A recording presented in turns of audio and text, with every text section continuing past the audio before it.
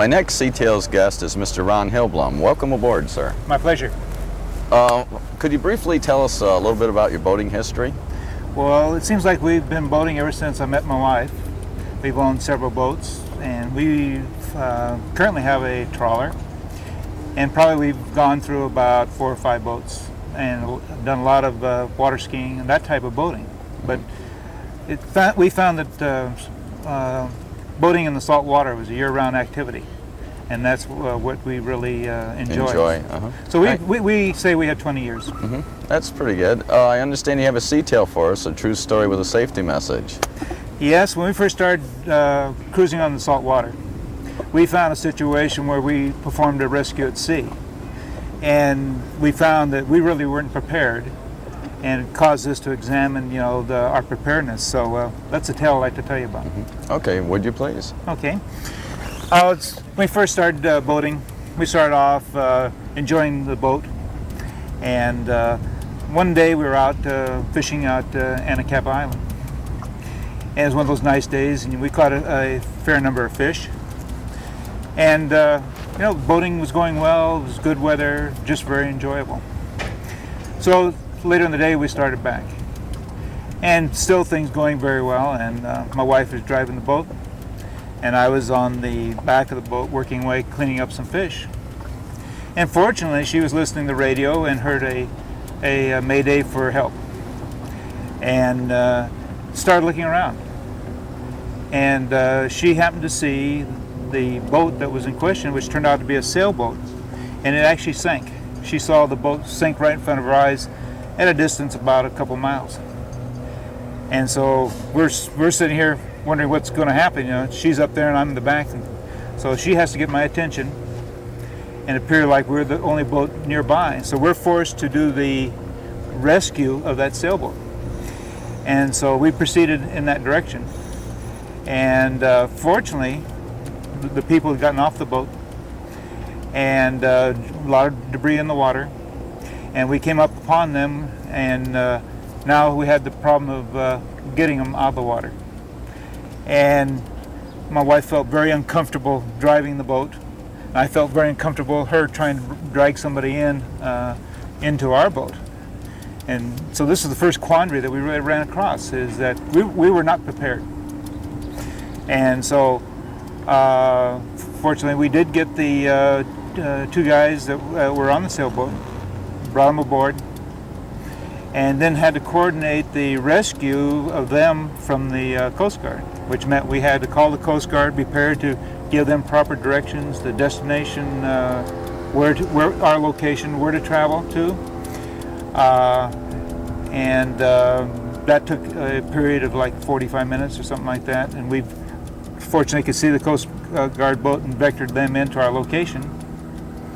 And one of the other interesting things you get into when you're sitting out there and another boat comes up to you, the Coast Guard boat, now you have to transfer personnel at sea. And we've never done this before.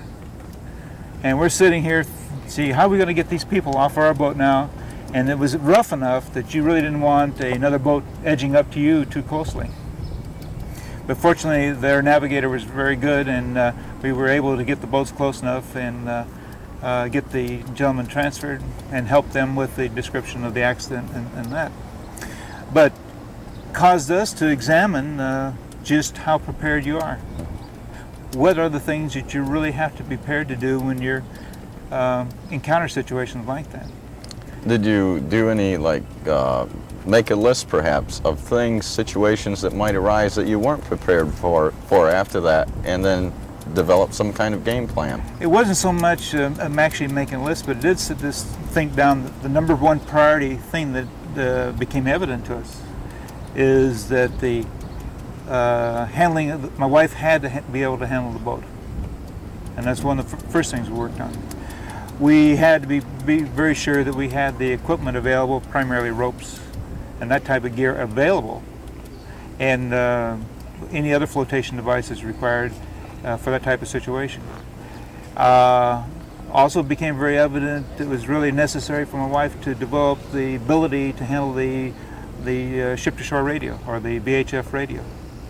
So we had to make sure that her comfort level was that she could handle it and not become confused, and be able to talk to the Coast Guard in the event that I could not do that. And use the proper language on the The radio proper language, and the proper information. protocol, the ability to know where you are located, because in these areas here that we often have cloudy weather. You can't really see, the distances are very deceiving, and so either she had to learn how to use the equipment, or we had to keep a constant log so we knew where we were at any one point in time, so we could transmit that to whoever's interested. But when you're in a boat with just two people, which is most of the time, it really becomes evident that you cannot ignore a lot of skills.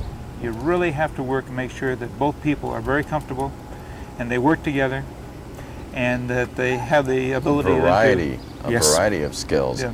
I believe that the Power Squadron and the yacht clubs put on what they call skipper saver courses, where they teach the spouse, That is good, yes. some And of these skills. being part of involved in boating and in a yacht club, that's one of the things we're very much interested in doing. But not only just the safety aspect, but just the whole comfort and fun at sea really depends on the two working together. And this was just one example in our early boating.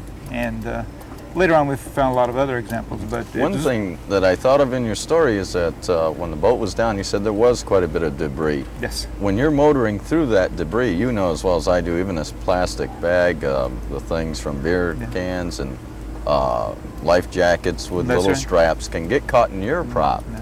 And so therefore you've got to be very Yeah. conscious and alert of that, as well as the location of the people. Yeah, our major concern at that point was being able to get to the survivors, get them aboard with minimal effort and not really causing them, Were they getting in the- involved in the debris. How long would you say they were in the water before? I they would say this? in this particular case, which was very fortunate, the survivors were probably in their 20 minutes. That's not too bad, but hypothermia can set in Yes. within an hour or less, usually an hour to 3 hours in our temperature. Yeah. And on that note, I'm going to have to thank you, sir. We'll be back with another Sea Tales guest right after this.